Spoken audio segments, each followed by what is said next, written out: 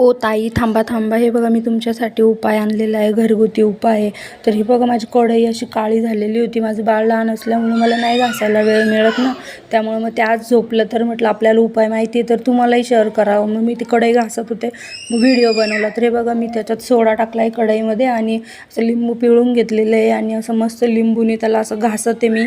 स्वच्छ असं घासून घ्यायचं, 10-5 मिनटं असं ठेवायचं त्याला लावून, म्हणजे ते असं स्वच्छ निघतं. आणि ज्या लेडीज जॉबला जातात त्यांना वेळ नसतो ना, तर ते सुट्टीच्या दिवशी हा उपाय करू शकता. आपली कढई अशी स्वच्छ होऊन जाते, छान अशी चमकायला लागते. 2-3 वेळेस केलं तर ती अजूनच छान दिसते, एकदम असं पूर्ण काळवटपणा तिचा निघून जातो. तर हे असं मी इकडं तिला घासत होते लिंबू आणि सोडा लावून.